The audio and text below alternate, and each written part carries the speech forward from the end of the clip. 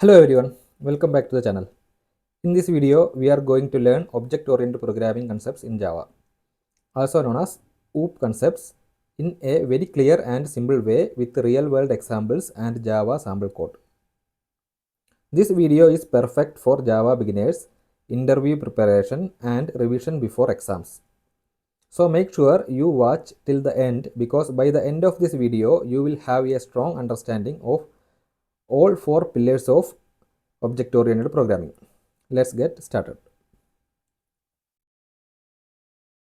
Agenda. In this session, we will cover what exactly is object-oriented programming, why we should use object-oriented programming, the four pillars of object-oriented programming, that is encapsulation, abstraction, inheritance, and polymorphism, along with Java code examples, real-world examples, and finally, some important interview tips.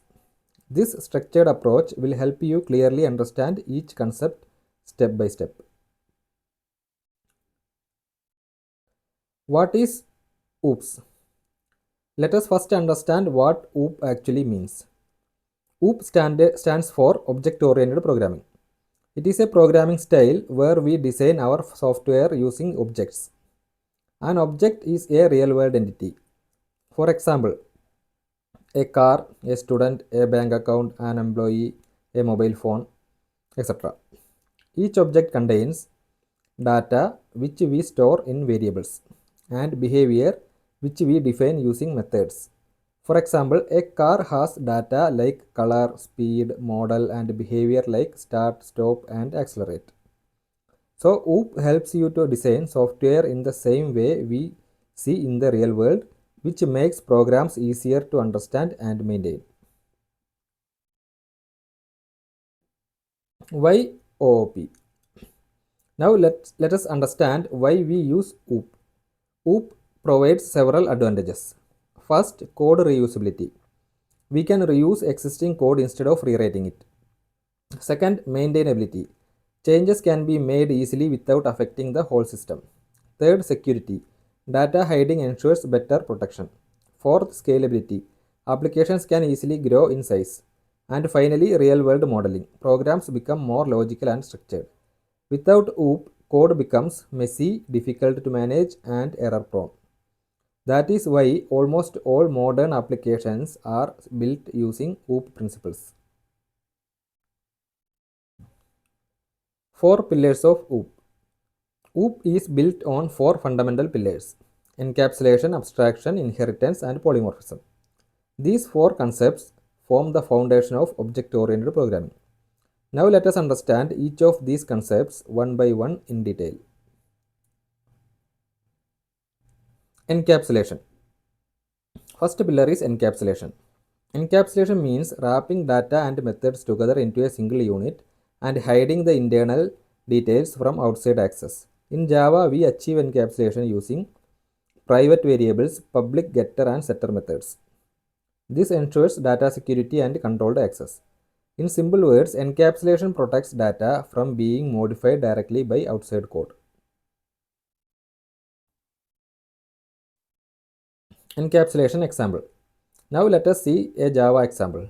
Here we have a class called student. The variable ID is marked as private, so it cannot be accessed directly.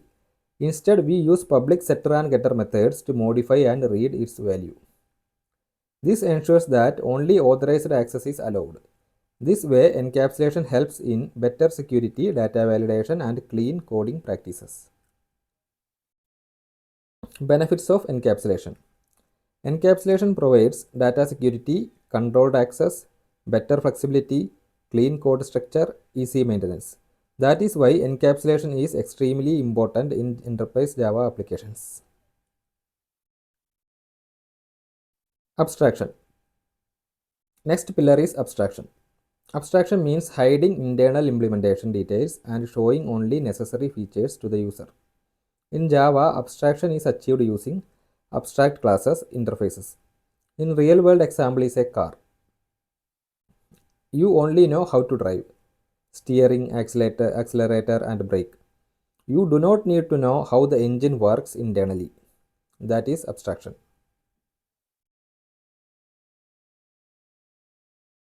Abstraction example. Here we have an interface called shape. It has a method called draw. Now circle class implements shape. User only calls the draw method. They don't care about how the drawing happens internally. This makes the code more flexible, easier to maintain, and loosely coupled. Inheritance. Third pillar is inheritance. Inheritance allows one class to acquire properties and methods of another class. In Java, we use the extends keyword. This promotes code reuse and logical hierarchy. For example, dog is an animal, car is a vehicle. Inheritance example. Here animal class contains eat method. Dog class extends animal and adds bark method. Now dog automatically gets eat method from animal. This avoids rewriting code and improves maintainability.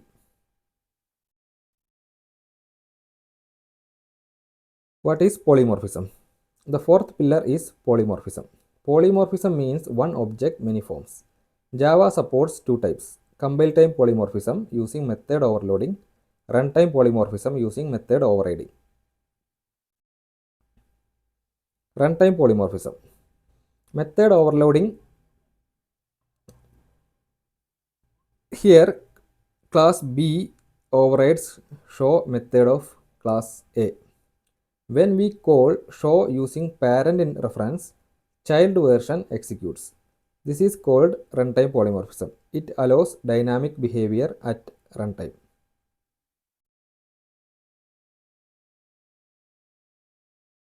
Compile versus runtime polymorphism. Method overloading happens during compile time. Method overriding happens during runtime.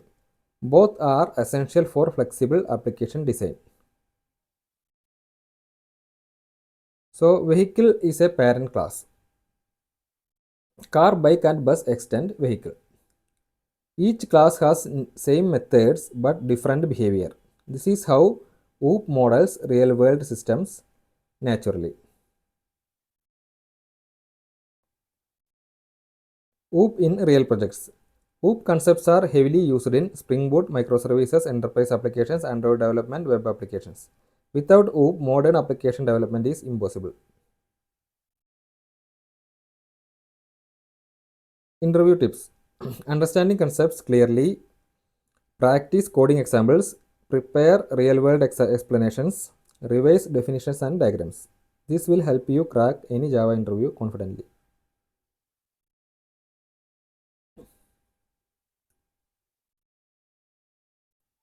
Summary. OOP helps in cleaner design, reusable code, scalable applications, easy maintenance. Mastering OOP makes you a strong Java developer.